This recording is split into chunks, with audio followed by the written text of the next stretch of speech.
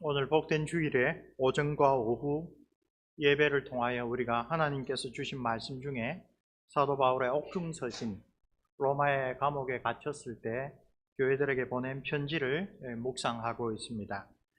AD 50년에서 52년 약 3년 남짓한 기간에 사도 바울은 신라를 동역자로 데리고 2차 선교 여행을 다녔습니다. 이 기간에 아주 독특한 하나님의 직접적인 인도하심을 체험합니다. 로마 제국의 아시아 속주, 오늘날의 튀르키예라고 알려진 지역에서 선교 여행을 하고 있는 중에 예수의 영이 비두니아 지역 선교를 허락하지 않으셔서 무시아를 거쳐 드로아에 갔을 때에 사도 바울은 유명한 마게도니아인의 선교 초청이라고 이름 붙은 비전을 보게 됩니다. 마게도니아 사람이 꿈속에서 이리로 넘어와서 우리에게 복음을 전해달라라는 비전을 보게 되었죠.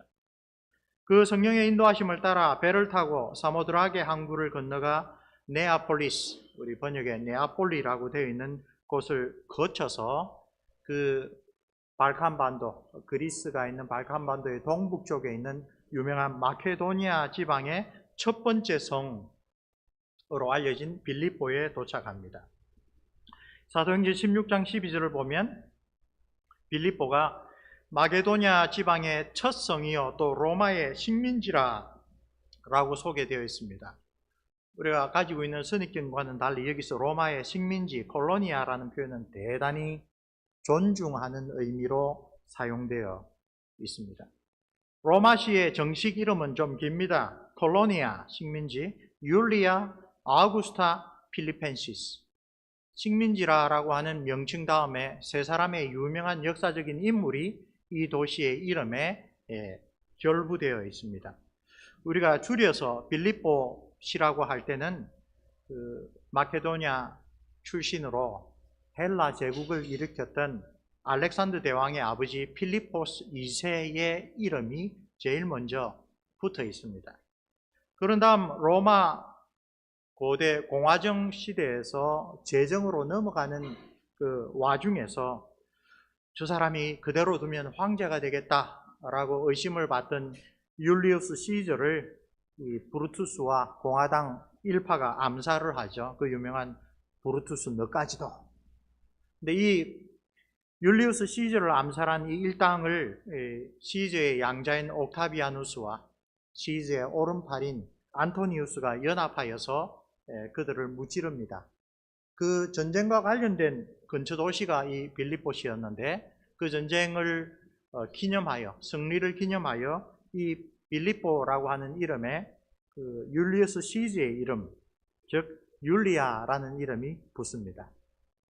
이 두 사람이 결국은 로마 제국을 차지하기 위하여 옥타비아누스와 안토니우스가 서로 싸워서 결국은 옥타비아누스가 승리하고 최초의 황제가 되죠. 그 승리를 기념하여 이 도시의 이름에 자기가 로마의 원로원으로부터 받은 이름 아우구스투스, 존엄한 자이다. 이 황제라는 표현을 직접 쓰지 않고 아우구스투스란 말로 이 사람 황제와 같은 사람이다. 존엄한 사람이다. 그 이름을 여기다 붙입니다. 그래서 이 도시가 콜로니아, 율리아, 아우구스타, 필리펜시스가 됩니다. 이 이름이 오늘 빌립보스를 이해하는데 왜 중요한가? 이 빌립보시의 시민들은 대다수가 옥타비아누스의 군대에서 25년 이상 복무했던, 그래서 명예 제대하여 베테라누스, 오늘날의 베테랑이란 말의 원류입니다. 이 로마의 군대에서 충분히 복무하고 난 다음에 제대를 하면 국가에서 그들에게 토지를 줍니다. 그들에게 집을 줍니다. 그래서 중산층으로 일어나서 그 자녀들을 아주 고급 관리들로 키울 수 있는 신분의 상승을 허락을 해줍니다. 이 빌립보시의 대다수의 시민들이 바로 이런 로마의 시민권을 가지고 은퇴한 이 베테랑들이었습니다. 따라서 이들은 로마 황제에 대한 그 충성이 아주 강했고 이탈리아 로마시의 본래 도시민들이 가지고 있는 시민권을 그대로 가지고 있는 이우스 이탈리쿰이라고 해서 우리도 로마 시민들과 똑같이 로마 제국의 모든 권리를 가지고 있는 시민이다. 뭐 오늘날로 말하자면 비유컨대 미국 시민권을 가진 사람들인 셈이죠. 이런 배경에서 빌립보에서 전도할 당시에 사도행전 16장에 기록되어 있죠. 이 사도 바울이 전도하다가 점치는 귀신을 쫓아내었죠. 따라다니면서 계속 예수 그리스도의 복음을 방해하는 것을 보고 귀신을 쫓아내었습니다. 그러자 그 점치는 귀신을 통하여 많은 돈을 벌고 있던 그 주인이 바울 일행을 고발하면서 이런 이야기를 합니다. 이 사람들이 유대인인데 우리 성을 심히 요란하게 하여 로마 사람인 우리가 받지도 못하고 행하지도 못할 풍속을 전한다. 여기 고발하는 내용에도 우리는 로마 시민인데 라고 하는 것이 두드러지게 나타납니다. 사도 바울의 서신들 가운데 유일하게 시민권에 대한 언급 역시 빌립보서에 있습니다. 빌립보 3장 20절에는 그러나 우리의 시민권은 하늘에 있는지라 거기로부터 하늘로부터 구원하는 자 곧 주 예수 그리스도께서 오시기를 우리가 기다리며 살아가는 사람이다. 빌립보시에 살다 보면 로마 시민권을 가진 사람들이 얼마나 자랑하고 특혜를 누리고 사람들의 선망의 대상이 되는지를 잘 알고 있었는데 사도 바울은 아니다. 그들이 가지고 있는 이 세상적인 특권이 아니라 우리 그리스도인들은 하늘로부터 우리를 구원하기 위하여 오실 예수 그리스도를 기다리는 하나님의 백성, 하늘의 시민권을 가진 자다. 이렇게 권면하고 이렇게 격려하는 것을 보게 됩니다. 사도 바울이 이 시민권 이야기를 들어서 이야기한 것은 아주 의미심장합니다. 오늘 우리가 살펴볼 이 복음의 코이노니아라고 하는 것이 이 시민권과 아주 깊이 있게 연결된 가르침이기 때문입니다. 그런데 사도 바울이 처음 빌립보에 와서 그리스도의 복음을 전할 때에 이곳은 유대인들의 회당이 없었습니다. 유대인들, 그것도 성인 남자들이 일정 수 이상 있어야 회당이 이루어지는데 유대인들이 거의 회당을 이룰 만큼의 수가 살지 못했던 그런 도시가 빌립보이기도 합니다. 그래서 일반적으로 선교 여행을 다닐 때 안식일, 토요일 날 유대 회당에 들어가서 구약 성경을 읽어서 그 성경의 내용이 나사렛 예수 그리스도를 통하여 성취되었다라고 강론하는 것이 바울 일행의 선교의 패턴이었는데 빌립보에서는 어디 가서 복음을 전했습니까? 사도행전 16장 13절을 보면 안식일에 우리가 기도할 것이 있을까 하여 문 밖 강가에 나가 거기에 앉아서 모인 여자들에게 복음을 전했습니다. 빌립보시 남동쪽에 있는 겐지스트 강 팔레트에서 그곳에 모여있던 여인들에게 복음을 전했고 그 유명한 사건, 성령께서 바울이 전하는 복음을 자주장사 루디아의 마음을 열어주셔서 그가 받아들이게 하였다. 그 일이 일어났던 것이 바로 빌립보 선교의 초창기 일입니다. 바울과 실라가 점치는 여종을 고친 일로 말미암아 재판도 받지 않고 채찍에 맞아 등에서 피가 흐르는 채로 감옥에서 밤에 시편 찬송을 부를 때에 하나님께서 그 감옥 틀을 움직이셔서 감옥 문이 다 열렸죠. 간수가 보고 죄수들이 다 도망갔는 줄 알고 자살하려고 할 때 그를 만류하여서 복음을 전했습니다. 그래서 그 간수와 그 모든 집안 사람들이 예수 그리스도를 믿고 빌립보 교회의 초창기 멤버가 된 이야기들, 이것이 누가가 기록한 사도행전 16장에 잘 나타납니다.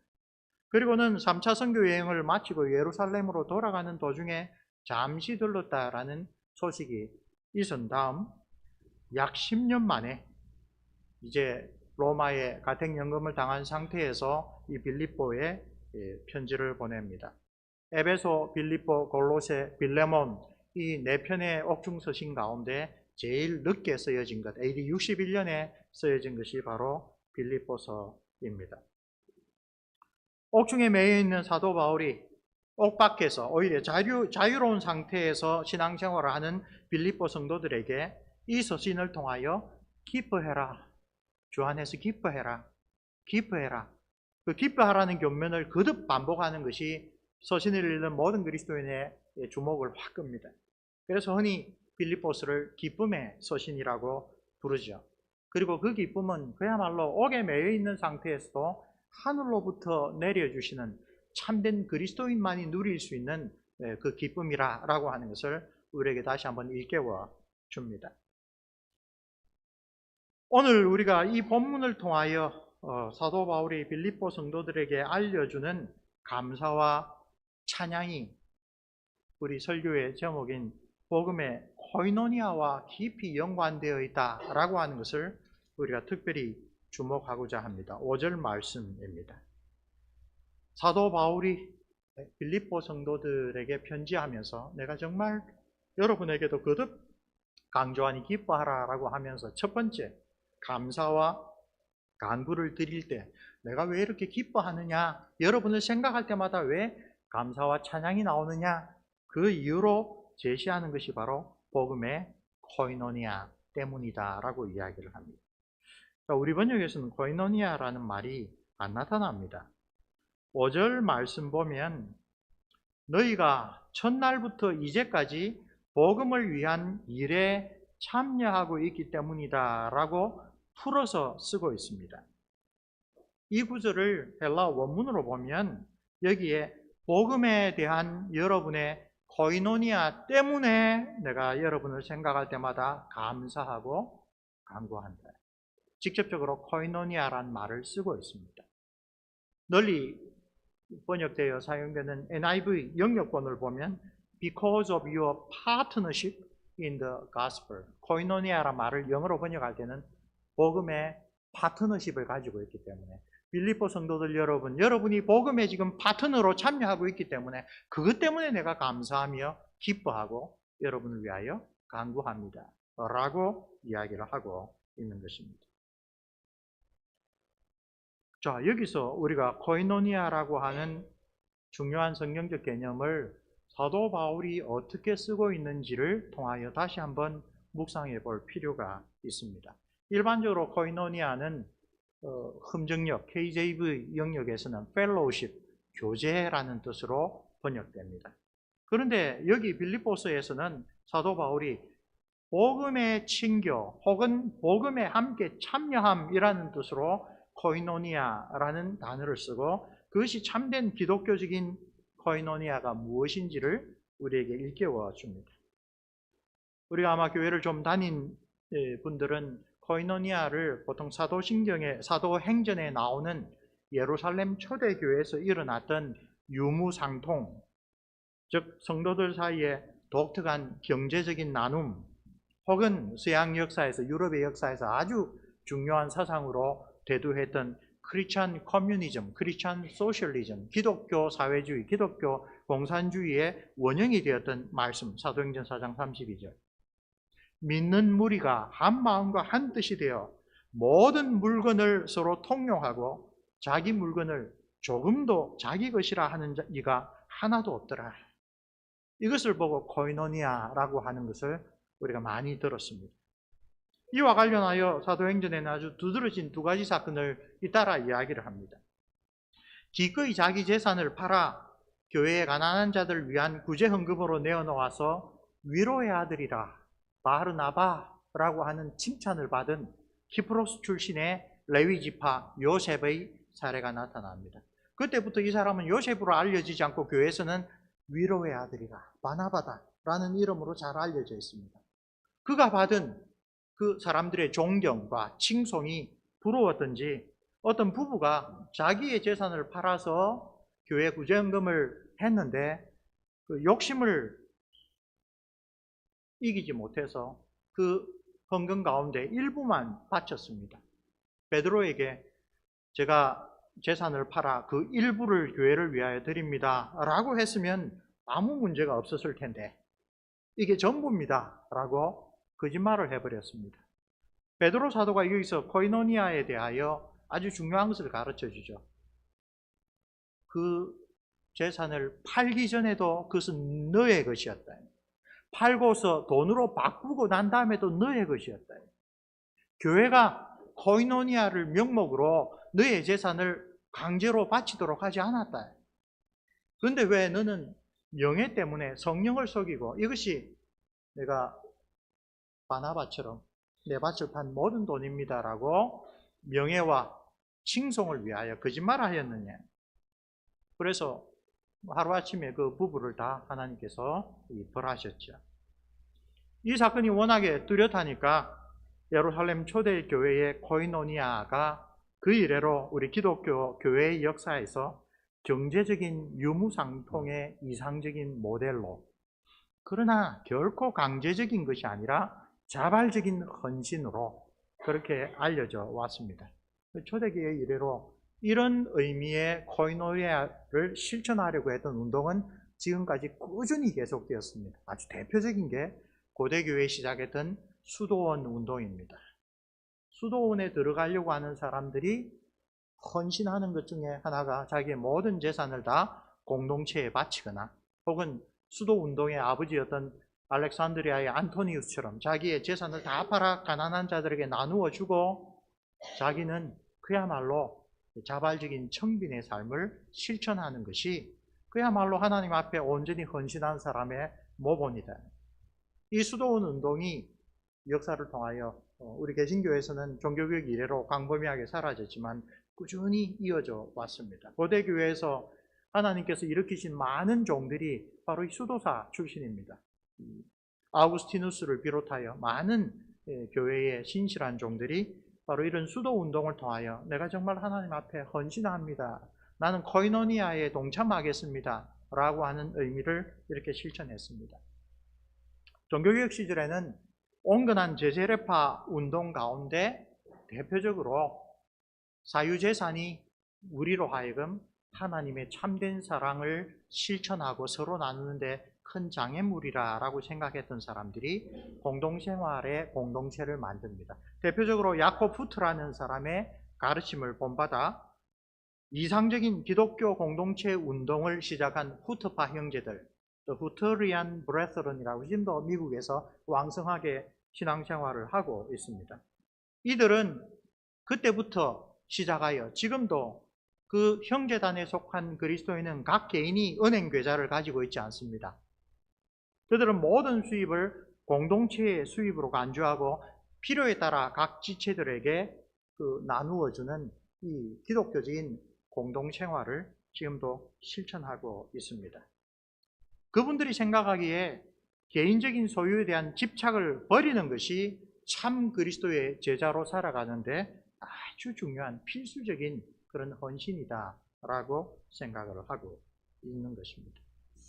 이렇게 코이노니아를 어떻게 체험하고 어떻게 실천하는가에 대해서는 교회 역사를 통하여 다양하게 나와 있는데, 그것은 주로 사도행전에 나와 있는 예루살렘 공동체의 유무상통을 코이노니아의 핵심으로 생각했기 때문입니다. 오늘 우리 본문에서 사도 바울은 복음의 코이노니아를 이야기를 하고 있습니다. 기독교적인 사귐으로서 코이노니아를 말하면서 아까 NIV 번역에서 이야기했듯이 파트너십이라는 개념을 소개하고 있습니다. 일반적으로 동업자 의식은 어떨 때 생겨납니까? 어떤 소유나 재산을 공동으로 가지고 있을 때, 어떤 회사를 공동으로, 어떤 사업을 함께 공동으로 운영할 때 그 사람들 사이에 동업자 의식이 생겨납니다.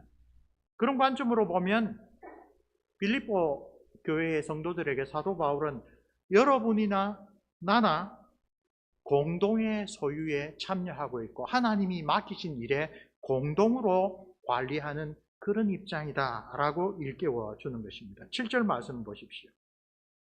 사도 바울은 그리스도인이 모두 다 하나님의 은혜에 함께 참여하고 있는 사람들이라고 번역하고 있습니다. 너희가 다 나와 함께 은혜에 참여한 자가 됩니다. 이제 5절에 이어서 7절에도 참여한다라는 단어가 원래 어떤 단어인가를 생각할 때가 됩니다. 여기도 코이노니아라는 단어가 사용됩니다.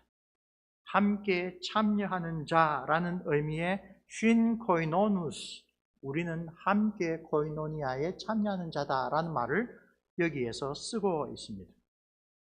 빌립보 성도들은 하나님께서 우리에게 주신 은혜에 바울과 함께 공동으로 참여하는 자다라는 이야기를 듣습니다. 7절 전체를 쉽게 패러프레이즈 해보면, 사랑하는 성도 여러분, 내 마음속에 여러분을 품고 있기 때문에 내가 여러분 모두에 대하여 이렇게 느끼는 것이 올바릅니다. 왜냐하면 내가 감옥에 지금 갇혀 있든지 혹은 자유롭게 복음을 변증하고 확증하고 있든지 간에 여러분 모두가 나와 함께 하나님의 은혜에 참여하고 있기 때문입니다 라고 사도 바울이 이야기합니다. 사도 바울은 아주 거듭 반복하여 빌립보 성도들이 자신의 사역의 파트너다 라고 이야기를 하고, 그것은 당연한 일이다 라고 강조하고 있습니다. 빌립보 성도들은 하나님의 은혜에 함께 참여하여 또 구체적으로 사도 바울의 복음 사역에 동참하고 있기 때문에 이런 이야기를 거듭 듣고 있습니다. 오늘 본문의 두 구절에서 사도 바울은 사도행전 4장이 소개하는 그리스도인의 코이노니아 개념, 특별히 경제적인 유무상통과 연결되지만 그보다 훨씬 더 일반적이고 훨씬 더 포괄적인 그런 의미로 우리 그리스도인들이 다 코이노니아에 참여하는 자다라고 이야기를 하고 있습니다. 구체적으로 그 의미, 그 넓고 더 폭넓고 일반적인 코이노니아는 어떤 뜻입니까? 그것을 우리 빌립보서 자체에서 먼저 한번 생각해 보겠습니다. 여러분 3장 10절로 가봅시다. 사도 바울은 3장 10절에서 다시 한번 코이노니아라는 말을 쓰고 있습니다. 내가 그리스도와 그 부활의 권능과 그 고난에 참여함을 알고자 하여 그의 죽으심을 본받아. 여기에서 참여한다는 말이 나오죠. 역시 코이노니아입니다. 사도 바울은 이 구절에서 자기가 구원받기 위하여 알고 싶은 세 가지가 있다고 이야기를 합니다. 첫째는 예수 그리스도를 알고 싶다. 오늘 오전에서 골로새서에서 이야기한 대로 예수 그리스도를 바르게 아는 것, 그게 나의 구원과 직결되는 문제다. 두 번째, 그리스도께서 죽음에서부터 부활하신 그 권능, 그 능력을 알고 싶다. 세 번째, 그리스도의 고난에 참여하는 코이노니아를 알고 싶다 라고 이야기를 합니다. 그리고 그렇게 신령한 세 가지를 아는 목적이 무엇이냐? 부활 생명에 도달하는 것이다. 3장 11절, 어떻게 해서든지 죽은 자 가운데서 부활에 이르고 싶어서 예수 그리스도를 알고 싶고 부활의 권능을 알고 싶고 그리스도의 고난에 참여하는 코이노니아를 내가 알고 싶다라고 말하는 것입니다. 그리고 그 구원이 우리가 하나님 앞에 갈 때까지 계속 진행형이다라는 사실을 누구보다도 사도 바울이 올바르게 가르칩니다. 12절 말씀, 내가 이미 얻었다 함도 아니요 온전히 이루었다 함도 아니라 오직 내가 그리스도 예수께 잡힌 바 된 그것을 잡으려고 달려가노라. 온전한 구원, 하나님과의 교제, 즉 생명의 교제를 아주 잘 표현하는 것이 그리스도께서 나를 완전히 붙잡아 주시는 것. 내가 그리스도와의 충만한 코이노니아를 나누는 것. 그것이 자기의 삶의 목표다. 그런 상태에 이르도록 하나님께서 나를 이 땅에 두시는 동안 계속 내가 달려간다. 그렇게 이야기를 하고 있습니다. 그리스도의 고난에 참여하는 코이노니아가 세 번째로 알고 싶은 것으로 언급이 되었죠. 그리스도의 복음을 전하는 사역 과정에서 사도 바울은 나중에 아주 절실하게 표현합니다. 온갖 종류의 핍박과 반대와 공경을 다 아우르고 있습니다. 사도 바울은 그것을 그리스도의 남은 고난을 자기에게 채운다라고 표현하기도 했습니다. 오늘 골로새서 1장 24절, 나는 이제 너희를 위하여 받는 괴로움을 기뻐하고 그리스도의 남은 고난을 그의 몸된 교회를 위하여 내 육체에 채우노라. 그러므로 내가 그리스도의 고난에 참여하는 사귐, 그리스도의 고난에 대한 코이노니아를 알고 싶다라고 했을 때 그것은 그리스도의 복음을 전하는 과정에서 겪게 되는 수많은 역경들, 고난들, 그것을 기꺼이 내가 깊이 알고 싶다. 겉으로 보면 결코 바람직하지 않는 것으로 보일 수도 있지만, 그러나 사도 바울은 내가 그리스도께 온전히 붙잡힌 바 된 그 구원의 풍성함에 이르기 위해서는 꼭 알아야 될 신령한 지식이 바로 그리스도의 고난에 코이노니아, 동참하는 것, 참여하는 것이다 라고 이야기를 합니다. 너무나 오늘날의 한국교회가 미국제 번영주의에 물들어서 요한 3서에 나오는 유명한 말씀, 사랑하는 자여 내 영혼이 잘됨 같이 내가 범사에 잘되고 강건하기를 내가 간구하노라. 아주 신령한 축복입니다. 근데 이것을 소위 삼박자 구원이라는 말로 사도 바울이 여기서 내가 그리스도의 고난에 코이노니아, 동참하는 것이 내 영혼이 구원받는 데 꼭 필요하다라는 말씀과는 다른 식으로 해석을 하면 요한 3서를 기록해 하신 성령 하나님과 사도 바울을 통하여 그리스도의 고난의 코이노니아에 동참하는 것이 구원에 꼭 필요하다고 가르치신 성령 하나님이 서로 모순되게, 우리가 아주 잘못되게 이해를 하는 것이죠. 그렇죠? 그리스도인의 참된 은혜, 신령한 복이 무엇인가? 성경 전체에서 가르치는 올바른 가르침으로 우리가 돌아볼 필요가 있습니다. 빌립보서에서 코이노니아를 어떻게 이야기를 하는지 우리 한 구절 더 찾아봅시다. 4장으로 넘어갑니다. 4장 14절 말씀입니다.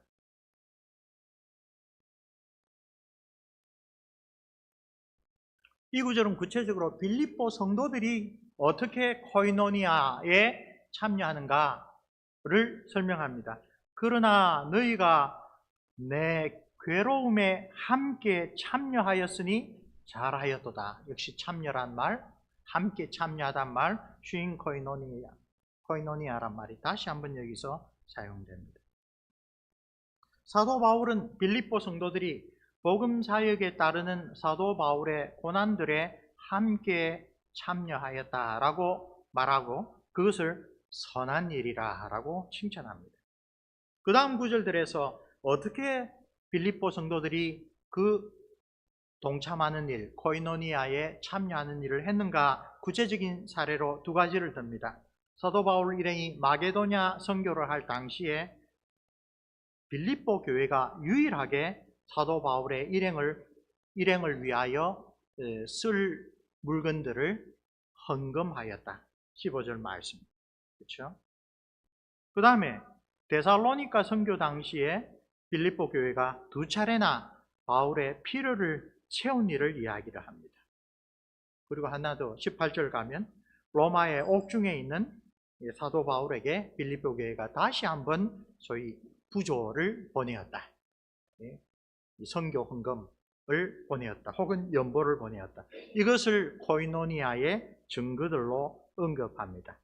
그러므로 사도행전의 코이노니아와 연결되는 게 있습니다.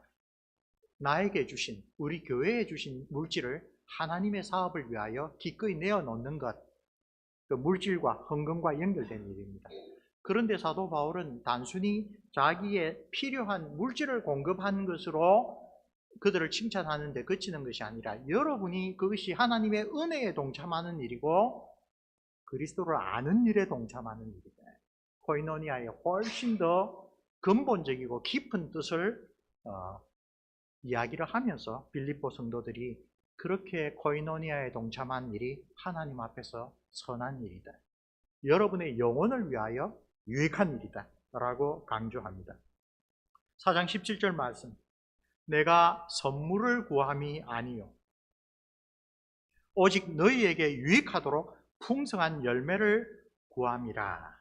이 풍성한 열매, 의역된 이야기죠. 나는 여러분이 나에게 보내는 그 선물을 지금 바라서 이런 이야기를 하는 게 아닙니다. 오히려 여러분에게 하나님 앞에서 뭔가 덕이 될 만한 것을 내가 구하고 있습니다. 그렇죠? 연보를 받아서, 선교 헌금을 받아서가 아니라 이렇게 하는 여러분의 헌신이 곧 하나님 보시기에 여러분의 경건에 칭찬받을 만한 선한 일이기 때문에 내가 이렇게 생각합니다. 그것이 하나님의 은혜에 동참하는 코이노니아의 본래의 의미와 깊이 연결되어 있습니다. 빌립보 성도들의 거듭된 선교 헌금은 사도 바울에게 이 빌립보 성도들이 복음에 함께 참여하는 그 복음의 코이노니아에 동참한 나의 파트너들이구나. 그래서 그들에 대한 사랑이 훨씬 더 깊어졌다고 오늘 우리 본문에서 이야기를 하죠. 그래서 예수 그리스도의 심령으로 빌립보 성도들을 사모한다고 하나님의 이름을 걸고 단언합니다. 1장 8절 말씀에. 내가 여러분을 얼마나 사랑하는지 하나님께서 아십니다. 그런데 그것은 나한테 여러 번 선물을 보내주어서 그렇습니다가 아니라 여러분이 이렇게 하는 일은 하나님의 은혜가 무엇인지를 알고 은혜를 받은 사람이 어떻게 하나님 나라의 일에 동참하는지를 알고 주기도문에 빗대어 말하자면 뜻이 하늘에서 이룬 것 같이 땅에서 오늘 우리의 헌신으로 이루어지기를 원합니다라고 하는 그 기도를 여러분이 간절히 드리고 기도에 따라 응답했던 그 열매를 보고 사도 바울이 이것은 하나님 앞에서 여러분에게 크게 덕이 될 만한 하나님이 선하다고 판단하실 그런 일이다. 여러분의 믿음이, 여러분의 경건이 이렇게 자란 것을 보고 너무나 감사하다. 교회가 그렇게 클 때에 말씀의 수종자들은 하나님께서 정말 말씀으로 역사하셨구나. 하나님께서 성령을 통하여 주신 말씀들이 헛되이 땅에 떨어지지 않고 하나님이 기뻐하시는 열매를 맺었구나. 그것을 확정하게 되고 그리하여 하나님 앞에 감사와 찬송을 드리고 그리하여 더 간절한 사랑으로 성도를 위하여 기도한다. 사도 바울이 아주 분명하게 보여주는 그러한 사랑의 사귐입니다. 바로 그 복음의 동력자들을 위한 사도 바울의 사랑이 9절에서 11절 오늘 본문의 마지막 단락에 나온 교회를 위한 기도에서 아주 잘 드러나지요. 내가 기도하노라 너희 사랑을 지식과 모든 총명으로 점점 더 풍성하게 하사 너희로 지극히 선한 것을 분별하며 또 진실하여 허물 없이 그리스도의 날까지 이르고 하나님 앞에 우리가 갈 때까지 예수 그리스도로 말미암아 의의 열매가 가득하여 하나님의 영광과 찬송이 되기를 원하노라. 하나님이 우리를 창조하시고 또 거듭나게 하신 그 목적 하나님의 형상으로서 온전한 모습을 이루기까지 그렇게 계속 자라가기를 원한다. 자라가기 위하여 하나님의 뜻을 바르게 깨닫고 하나님이 기뻐하시는 선한 일을 잘 분별하도록 모든 총명과 모든 지식으로 점점 더 자라게 해 주시옵소서. 사도 바울이 이런 기도를 빌립보 성도들에게 처음으로 드린 것은 아닐 거라 생각합니다. 그렇게 보면 이들이 복음의 코이노니아에 참여하고 하나님의 은혜의 코이노니아에 참여하고 그래서 그것을 사랑의 실천으로 자기에게 주신 것을 하나님의 뜻을 이루기 위해 내놓고 열매를 보면서 사도 바울은 하나님께서 내가 드리는 기도, 우리 주께서 가르치신 그 기도의 정신을 따라 드린 그 기도를 응답해 주셨구나. 그런 감사와 감격이 사도 바울에게도 있었겠죠.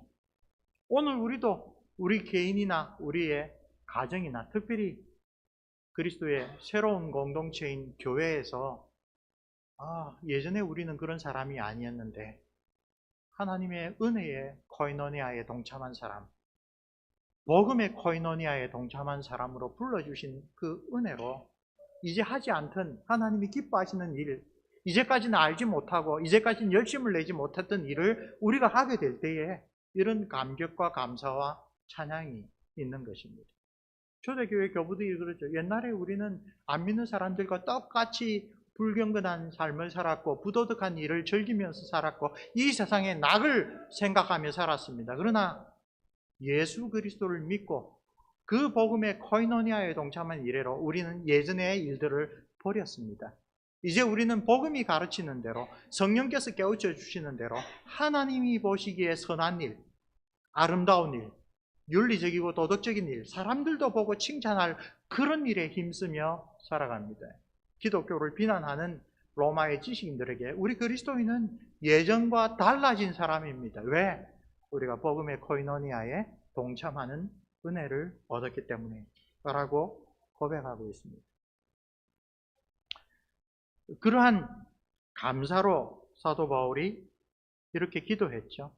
다시 한번 핵심 요지는 성도들의 사랑이 지식과 깊은 통찰력으로 점점 더 풍성하게 해 주옵소서. 첫 번째 간구입니다.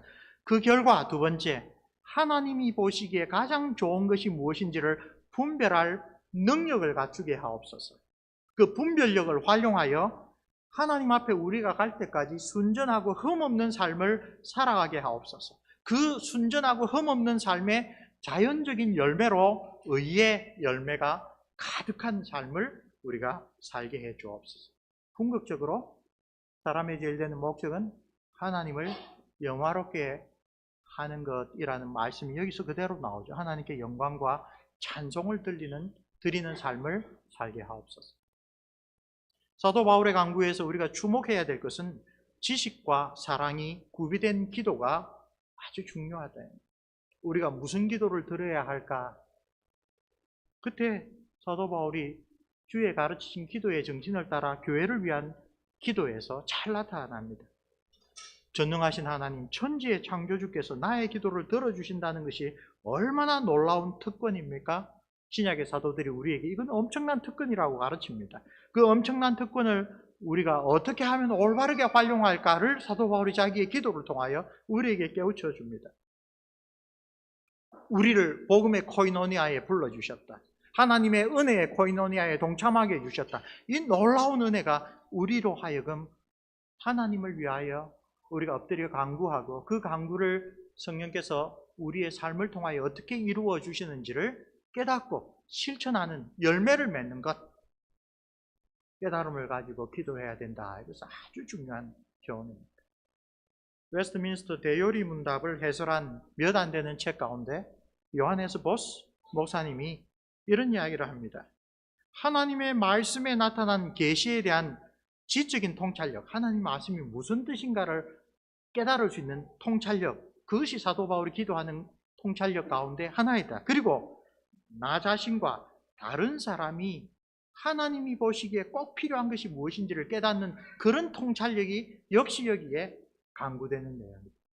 성경을 통하여 나타난 하나님의 뜻을 바르게 깨닫고 그것을 거울로 삼아서 하나님이 보실 때 나는 어떻게 사는 것이 올바른가, 내가 사도 바울이 자기의 구원을 위하여 꼭 알아야 된다고 했던 예수 그리스도를 얼마나 잘 아는가, 예수 그리스도를 부활하신 하나님의 능력을 내가 얼마나 잘 알고 있는가, 그리고 그리스도의 복음을 증거할 때 우리에게 닥치는 그 고난의 코이노니아를 내가 알고 싶다. 그것을 오늘 우리에게도 사도 바울의 기도를 통하여 빌립보 성도뿐만 아니라 오늘 모든 시대의 그리스도인에게도 하나님 우리에게 이런 지식과 통찰력을 주셔서 하나님에 대한 우리의 사랑이 올바르게 열매 맺게 하옵소서. 우리가 우리의 신앙을 통하여 특별히 개혁주의 신앙을 배운 다음에 상당히 경계하는 것이 어리석은 기도 혹은 악한 기도이죠. 이런 성령께서 깨닫게 해주시는 성경에 대한 올바른 통찰력, 우리의 영적인 필요에 대한 올바른 통찰력이 없이 드리는 기도는 어리석은 기도가 되거나 종종 자기중심의 기도이기 때문에 악한 기도가 된다고 우리의 신앙의 선진들이 경계합니다. 특별히 보스 목사님이 이야기하는 것 중에 하나가 성경 말씀을 깊이 배우고 말씀에 따라 이런 통찰력을 얻으려 하지 않고 기도해서 자기의 문제를 해결하는 것. 목사님, 성경은 잘 모르지만 제가 기도해 보니까 하나님이 이렇게 하라고 합니다. 그런 신앙이 오늘날 만연합니다. 19세기 말에도 그랬던 것 같아요. 이런 이야기를 합니다. 어떤 사람들은 기도를 성경 묵상의 대용물이나 자기의 지성과 인식 기능의 대용물로, 즉 성경을 배우고 묵상하고 성경이 말하는 뜻이 무엇인지를 깨닫고 거기에 따라서 하나님이 나에게 뭘 원하시는가를 묵상하는 것 대신 그냥 기도 열심히 해가지고 나를 이렇게 인도하신다라고 자기가 스스로 결심하는 것을 앞세우면 이 기도는 하나님이 기뻐하시는 기도가 아니다. 사도 바울은 지금 교회를 위한 기도에서 제일 먼저 영적인 통찰력을 통하여 하나님에 대한 사랑이 풍성하게 되기를 원합니다. 그렇게 강구하고 있습니다. 기도가 하나님의 계시된 뜻, 즉 성경 말씀이 가르치는 교훈을 받지 않고 자기 생각대로, 자기 형편대로 믿으려고 하는 수단으로 사용된다면 그 기도는 하나님께서 결코 연락하지 않으신다라고 분명하게 가르칩니다. 아주 재미있는 그 예화를 하나 듭니다. 10계명의 특정 계명을 내가 지켜야 할까 말아야 될까, 그거를 자기 기도로 결정한대. 기도할 필요가 없는 거죠. 그건 계시로 주신 하나님의 말씀인데 내가 어떻게 순종할 수 있게 해주십시오라고 기도해야지, 자기의 형편과 그에 따라 10계명의 이 계명을 내가 사업상 어쩔 수 없습니다, 하나님 혹시 내가 다른 길이 있습니까? 그런 기도 자체가 악한 기도다. 아주 분명하게 이야기를 하고 있습니다. 사도 바울의 강구에서 우리는 이 땅에서의 삶으로 그치지 않는 영원한 삶을, 영원한 생명을 위한 이 사도 바울의 진지한 이 고려를 다시 한번 발견합니다. 거꾸로 그 영원한 참된 생명, 영생에 대한 소망이 이 세상에서 우리가 어떻게 살아야 하는지를 깨우쳐 줍니다. 우리가 골로새서 강의 첫 번째 시간에 골로새서 1장 4절 5절에서 이야기를 했죠. 그리스도 예수에 대한 믿음과 형제들에 대한 사랑은 어디에서 나온다고요? 하나님이 자기 택한 백성을 위하여 천국에 쌓아둔 그 소망으로부터 믿음과 사랑이 나온다. 우리가 하나님과의 영원한 생명을 가장 중요한 것으로 가지고 있을 때 우리의 믿음과 우리의 사랑도 이 땅에서 능력 있게 나타난다. 사도 바울은 오늘 우리의 본문에서 여러분은 은혜의 코이노니아에 참여한 사람입니다. 여러분은 그 은혜의 복음을 전하는 코이노니아에 참여한 사람입니다.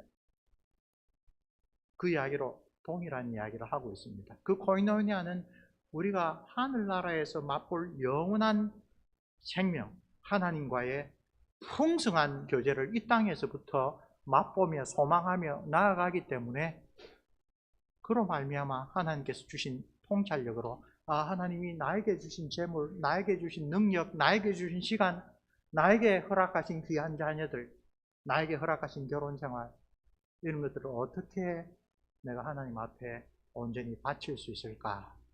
그걸 두고 기도하며 그걸 두고 엎드리는 그러한 삶의 실천으로 연결되는 것입니다.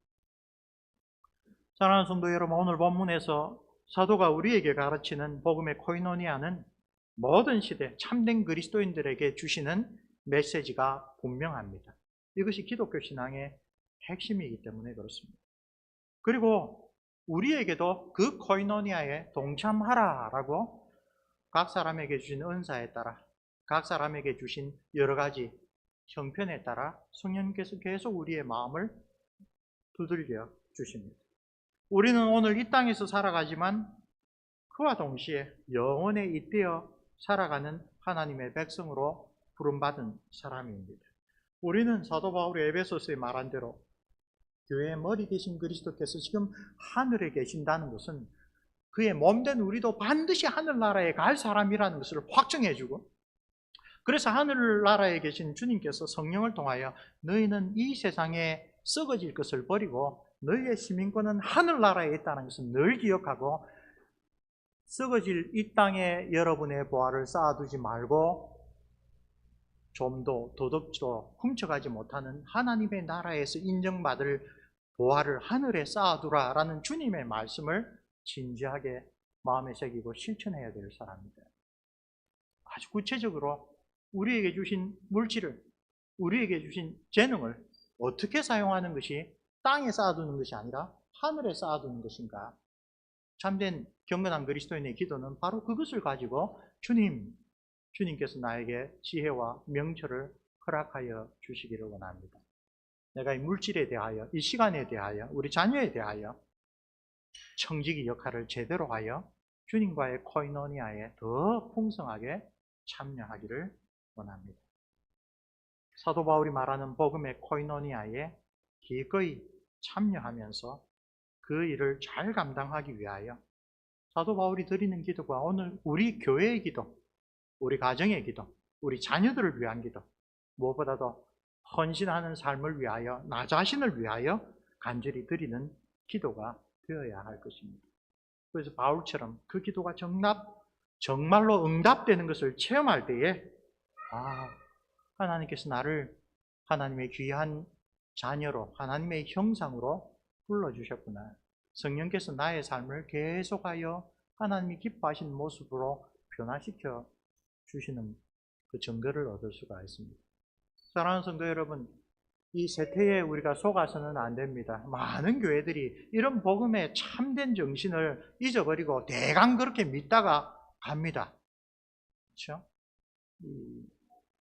제가 잠실에서 목회할 때에 옆에 성당이 있었는데요. 그 성당에 남자분들이 농담 반 진담 반으로 하는 게 우리의 목표는 연옥이다. 일주일 내내 안 믿는 사람들이랑 똑같이 살아가거든요. 많은 천주교 신자들이. 그래도 1년에 몇 차례 교회 성사하고 미사에 참여하여 떡과 포도주를 받아 먹으면 지옥은 안 간다. 우리의 목표는 연옥이다. 그 말은 우리가 하나님의 놀라운 은혜로 받아들인 코이노니아에 동참하겠다라는 것하고는 정반대되는 태도입니다. 지옥 가기는 싫고 구원은 받아야 되는데 최소한만 하자. 그분들한테 제가 질문합니다. 성경은 연옥이 없다고 하는데요. 어디로 가시려고 합니까? 근데 오늘날 많은 개신교회조차도 그런 식의 사고방식에 많이 휩쓸려 갑니다. 아니요. 사도 바울은 간절한 기도로 우리가 코이노니아, 예수 그리스도의 고난의 코이노니아, 그 부활의 능력, 주님께서 보여주신 참된 하나님의 형상의 아름다운 모습, 그것을 계속 알고 닮아가도록 부르심을 받았습니다. 그것이 참된 복음이고 구원 얻는 복음이고 하나님 앞에서 우리 자신을 끊임없이 내어놓고 회개하는, 생명에 이르는 회개로 우리를 인도하시는 올바른 복음입니다. 그 복음이 오늘 복된 주일에 우리의 심령에 잘 박힌 돌처럼 남아있어서 우리가 일상생활을 할 때도 시시때때로 산책을 하면서도 다른 일을 하면서도 가사 일을 하면서도 주님께서 나에게 주신 은사가 뭔가, 주님께서 나에게 이 시간을, 이 물질을, 이 나의 정성을 어떻게 쓰라고 하셨는가, 내가 교회를 위하여 헌신한 일은 무엇인가, 그러한 묵상이 기도의 응답으로 풍성하게 임하는 복된 주의 백성들이 되시기를 주님의 이름으로 축원합니다. 기도하겠습니다. 은혜로우신 우리 아버지 하나님, 오늘 복된 주일 오전에 주의 종 사도 바울을 통하여 우리가 부름받은 그 코이노니아가 무엇인지, 어떻게 그 풍성한 생명의 사귐에 우리도 동참할 수 있는지 다시 한번 생각하게 해주셔서 감사합니다. 이제 함께 모여 예배드리는 이 복된 시간이 지나고 우리가 가정으로 또 직장으로 흩어져 있는 한 주간 동안에도 주 성령 하나님, 이 말씀을 우리의 마음 가운데 계속 새기게 해 주옵소서. 그리하여 우리는 어떻게 이 복된 코이노니아에 동참하여 하나님의 놀라운 생명을 이 땅에서부터 체험하며 살아갈 수 있을지, 또한 그것을 누리며 어떻게 감사와 찬양을 드릴 수 있을지, 주님, 그러한 주님과 동행하는 복된 하루하루를 보낼 수 있도록 은혜 내려 주옵소서. 우리 주 예수 그리스도 이름으로 기도합니다. 아멘.